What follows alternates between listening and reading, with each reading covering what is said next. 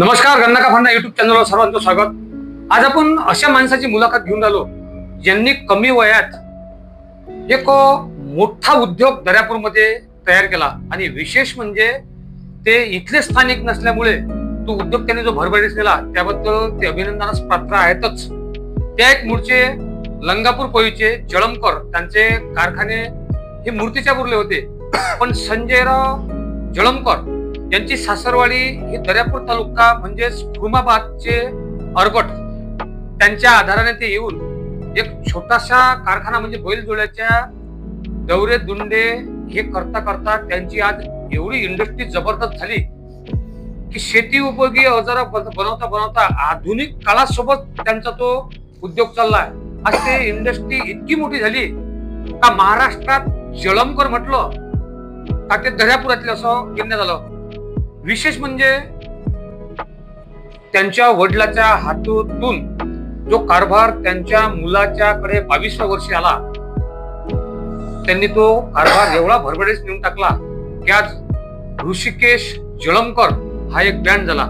नमस्कार दादा. नमस्कार. सर्वप्रथम गन्ना का फन्ना या युट्यूब चॅनलने मला चांगला प्रतिसाद दिला व त्यांनी व्हिडिओ बद्दल मला सिलेक्ट केला, त्यांचे खूप खूप आभार. प्रतिसाद नाही दिला, तुमच्या जळमकर इंडस्ट्रीच एवढं नाव मोठं झालं की मी न हे करता तुमच्या जवळून या माणसाची मुलाखत घ्यावीच असं मला वाटलं, म्हणून मी आज तुमच्याकडे मुलाखतीसाठी आलो. धन्यवाद. माझी मुलाखतीसाठी आल्याबद्दल तुमचे खूप खूप धन्यवाद. तुमच्या चॅनलचे आणि तुमचे खूप खूप धन्यवाद सर. म्हणजे आमच्या चॅनलचं नाव माहित नाही का तुम्हाला? गन्ना का फन्ना युट्यूबचं चॅनल एकदम सर्व फेमस आहे. बिलकुल तुम्ही वाट पाहत होते, फेमस आहे. तुम्ही वाट पाहत होते का की गन्ना का फन्ना चॅनल स्वतःहून माझ्याकडे आला मी पाहिजे? तुमचे व्हिडिओ वगैरे बघत होतो, बिलकुल डेली व्हिडिओ वगैरे, आणि तुमच्या खूप सारे अपडेट असतात शेतकऱ्यांबद्दलही आणि सर्वसाधारण व्यक्तीसाठी एकदम चांगले अपडेट राहतात. आपलं चॅनल शेतकऱ्याचा, पण शेती उपयोगी अवजार बनवता मला कुठेतरी वाटलं की हा जळमकर इंडस्ट्रीवर आपला अन्याय होऊन राहिला, पण तुमचा एवढा मोठा कारभार असल्यामुळे मी कुठेतरी मला असं वाटलं की एवढ्या मोठ्या माणसाची मुलाखत घेताना यांनी दिली तर ठीक, पण जे माझ्या मनात होतो तो माणूसच नाही, हा माणूसच वेगळा निघाला. चला, तो विषय वेगळा. दादा, या व्यवसाय चालू करताना तुम्ही मूर्तीच्या पुढचे, आणि हा व्यवसाय तुमच्या वडिलांनी दर्यापूरला कसा काय टाकला? दर्यापूरला म्हणजे माझे जे मामकुळ आहे खुर्माबाद मध्ये. अच्छा. आणि त्यांचीच जागा, त्यांच्या जागेवर माझ्या वडिलांनी व्यवसाय चालू केला होता. त्यावेळेस पैशाची खूप अडचण चालू होती, पैशाची अडचणही होती, आणि वडिलांची नवीन नवीन कल्पना चालू होते की आपण काहीतरी शेतकऱ्यांविषयी नवीन नवीन कल्टिवेटर बनवा.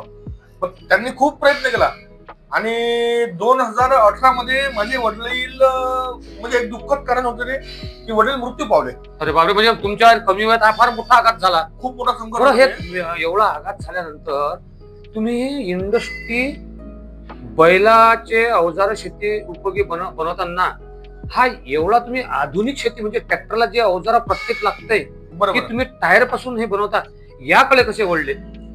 वडिलांनी फार मेहनत घेतली होती, एवढं मोठं नाव बनवलं होतं. मी समजा असं म्हणा की त्यावेळेस शिक्षणच घेत होतो, पण कास्तकारांनी जो माझ्या वडिलांना सपोर्ट केला होता, आपण प्रतिसाद चांगलाच मिळत होता समजा.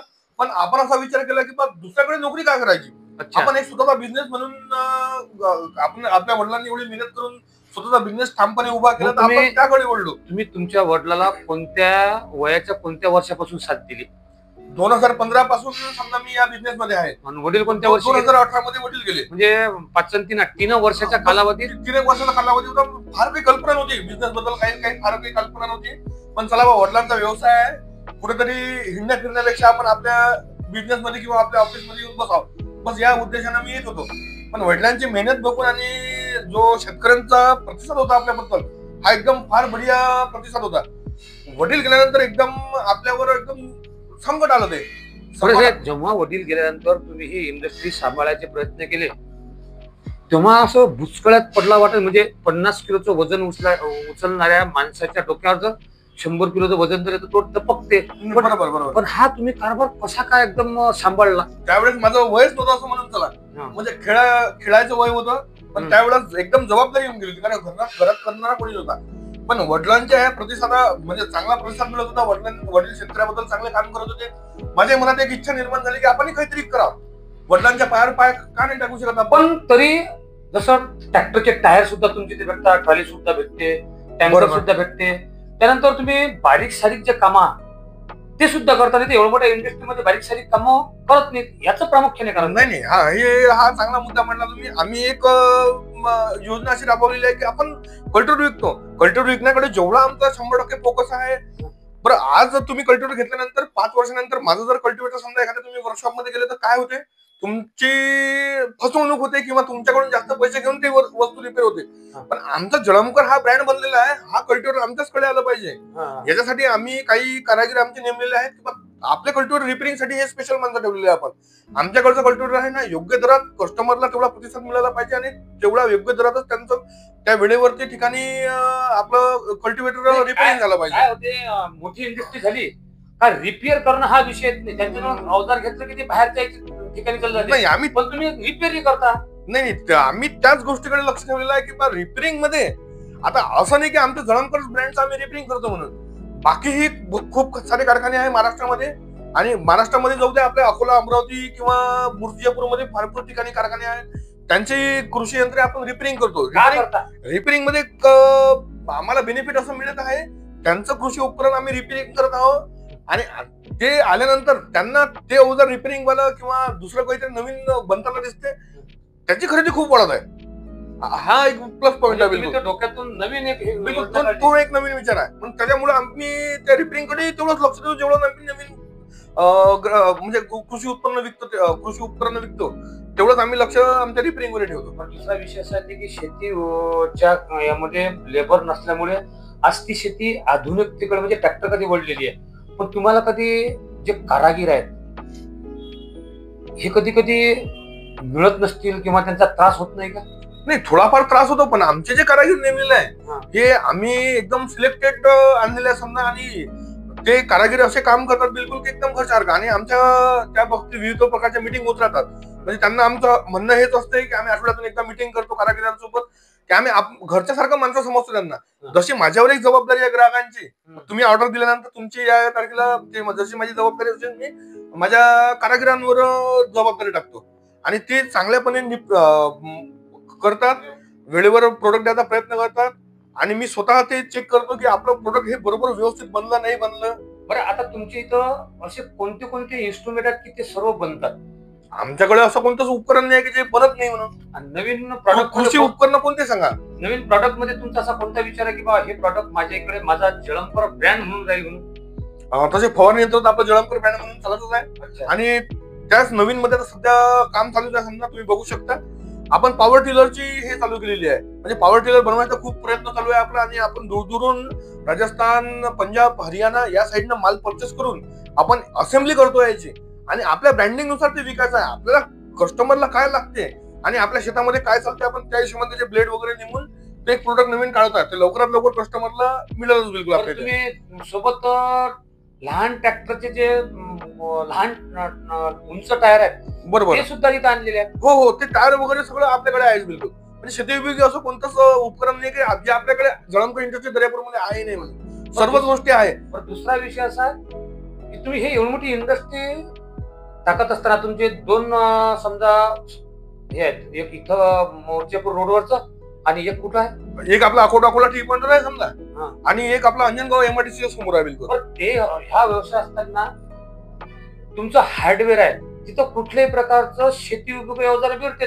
हा तुम्ही हार्डवेअर टाकायचं मेन उद्देश असा की आपल्याकडून मशीन म्हणजे खरेदीदार भरपूर आहेत समजा, ग्राहक भरपूर घेऊन जातात. आता घेऊन गेल्यानंतर ज्या मशीन मध्ये प्रॉब्लेम येतात जसे बिरिंग लागतात, बेल्ट लागतात, ग्रीस लागते किंवा कोणत्याही प्रकारचे नटबोल्ट किंवा पाणी लागतात, तर हे लोकांची गैरसोय होऊ नये म्हणून आपण एक हार्डवेअर टाकलेलं आहे समजा. त्यामुळे महिंद्रा ट्रॅक्टर जास्त चालते अवजार म्हणजे त्याचे इन्स्ट्रुमेंट लवकर भेटतात म्हणून. बरोबर तुम्ही तसंच आपण इंडस्ट्रीचं जे जसं महिंद्राचा ब्रँड बनलेला तसंच आपण एक ब्रँड बनवला आणि तसंच आपण कार्य करत आहोत किंवा आपले नटबोल्ट हे बाकी म्हणजे डुप्लिकेट कंपनीचे आपल्याला नटबोल्ट लागतच नाही, लावले तर कस्टमरचं जास्त दिवस ते साथ देणार नाही. आपल्याकडे लागणारे जे आपण बनवताना जे ओरिजिनल नटबोल्ट लावतो तेच आपल्या हार्डवेअर मध्ये मिळतील, तेच पाणी, तेच सगळ्या गोष्टी, ग्रीस वगैरे सगळ्या गोष्टी आपण स्वतः स्पेअर पार्ट मध्ये ते ठेवलेले आहे. म्हणजे व्यवसाय वाढवताना त्याची विद्वत्ता कायम ठेवली तुम्ही? बरोबर. म्हणजे आज माझ्याकडून कस्टमरने घेतल्यानंतर त्याचा माझ्यासोबत संबंध संपला असं नाही, मी तो गृहीतच धरत नाही बिलकुल की संबंध संपला म्हणून. कस्टमरने वारंवार माझ्याकडे येत राहावं म्हणून आपण ते एक कल्पना ठेवली आहे डोक्यात की बा तुम्हाला तुमचा नरबळ जरी तुटला तर माझ्याकडे या, माझ्याजवळ आहेच आणि योग्य दरात देण्याचा प्रयत्न करतो आपण. फक्त माझ्याकडे भाव होत नाही. अच्छा. हा हा म्हणजे quality आहे. आपण रेट कमी करत नाही. जे आपले रेट ठरवलेले आहेत आपण त्या प्राइस लिस्टच्या हिशोबानेच बनवतो. म्हणजे तुम्ही तुमच्या याच्यात प्राइस कमी करून चाल चालू म्हणजे जुनं लोहा किंवा खाटलेल्या याच्यातली फ्रेम हे लावत नाही. माझ्या मते प्राइस कमी करणं म्हणजे कसं आहे, आज 1 रुपयाची वस्तू तुम्ही 75 पैशामध्ये देताय तर 75 पैशामध्ये देऊ शकत नाही माणूस. 25 पैशाचा कोणी कारखान्यावाला लॉस नाही करू शकत. पण याच्यामध्ये मग बाकी कारखान्यावाले काय करतात, डुप्लिकेट कॉफी बनवणारे भरपूर जण आहेत. याच्यामध्ये भंगारचं मटेरियल आणून कटकुट करून काहीतरी लावतात आणि फिनिशिंग करून कलर मारतात. तुम्हाला ओळखायला येत नाही. म्हणजे कलर दिल्यानंतर ते ओळखूच येत नाही. बिलकुल ओळखूच येत नाही. पैसे दिल्यानंतर त्यांच्या वर्कशॉप मध्ये आतमध्ये जाण्याची इंटरेस्ट नाही आहे. मी तर म्हणतो असा कारखाना पेलाय. ज्या वर्कशॉप मध्ये ट्रान्सपरंट काम आहे तो वर्कशॉप एक नंबर जोरदार बिलकुल. पण आपल्याकडे ते सिस्टीम चालू आहे. आपल्याला खोटं काम जमत नाही. एकदम ट्रान्सपरंट कस्टमरने दिलेल्या हिशोबाने आपण माल बोलावतो. माझ्याकडे जो रेग्युलर माल आहे तो तयार असतो. पण ऑर्डर दिल्यानंतर मी त्यांच्या जसा पाहिजे तसा मी बनवून देतो आणि त्यांच्या डोळ्यासमोर. तुमच्याकडे आता हार्डवेअर त्यानंतर तुमच्या 2 फॉर्म असं एकूण समजा कारागिराची संख्या जर पकडली तर किती असेल?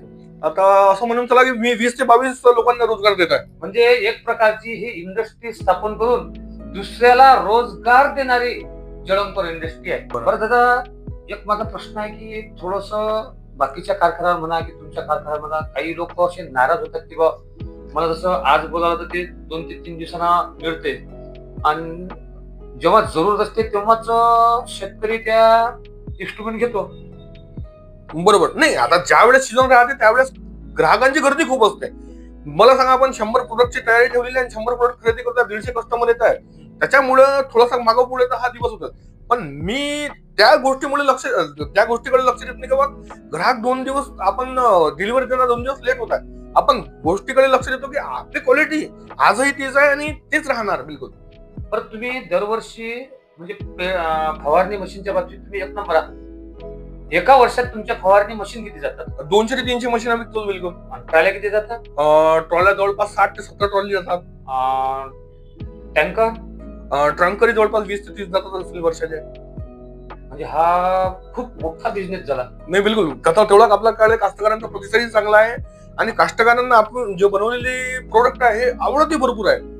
त्याच्यामुळे आपण घेऊ शकत नाही तेवढी जास्त गडबड आपल्याकडे होतात. जबरदस्तीने लोक बुकिंग टाकतात की आम्हाला बनवून द्याच बिलकुल, तुम्ही थोडं मेहनत करा.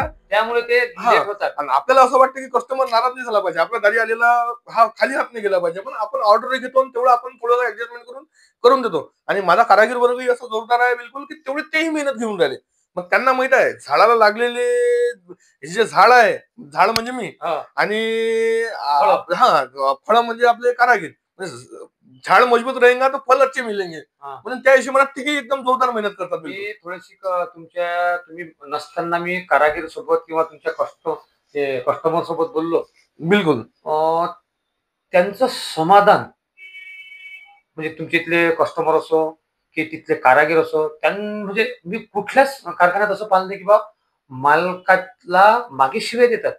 पण तुमचा पहिला कारखाना पाहिला मी जळमकर इंडस्ट्री की मालकाची वाहवा करणारा. म्हणजे तुम्ही कारागीर किंवा तुमचे इथले नोकर यांना सर्वांना जपता आणि नोकरासारखे राबून घेत ना. या जळमकर इंडस्ट्रीचं गमक आहे. म्हणूनच कमी वयात कमी कालावधीत आज जळमकर इंडस्ट्री दर्यापूरची ब्रँड झालेली आहे. येणाऱ्या काळात तुमचं ध्येय कोणतं? ध्येय म्हणजे बस कस्टमर असाच प्रतिसाद आपल्याला राहू द्या आणि नवीन नवीन आपण दरवर्षी जशा उपकरणं बनवतो तसे आपण नवीन नवीन उपकरणं बनवतो. कारण मजुरांचा खूप ठिकाणी त्रास आहे. बस आपण हेच डोक्यात ठेवून नवीन नवीन कल्पना चालूच असतात आपल्या. बस असं आमच्याकडे प्रतिसाद राहू द्या आणि आपण नवीन नवीन काहीतरी योजना करतच राहू. धन्यवाद. हे होते ऋषिकेश संजयरावजी जळमकर. कमी वयात त्यांचा उद्योग भरभराटीत गेलाच आहे. पण मी ईश्वराला प्रार्थना करतो आहे त्याच्यापेक्षा कित्येक पटीनं त्यांचं जे लक्ष आहे ते लक्ष त्यांच्या वेधात आलं पाहिजे हीच ईश्वराला प्रार्थना. गंधा का बंधा युट्यूब चॅनल प्रस्तुत करता गणेश सगळे, कॅमेरामन जगदीश बर्डेसो. आपल्याला व्हिडिओ आवडला नक्कीच लाईक सबस्क्राईब शेअर करण्याची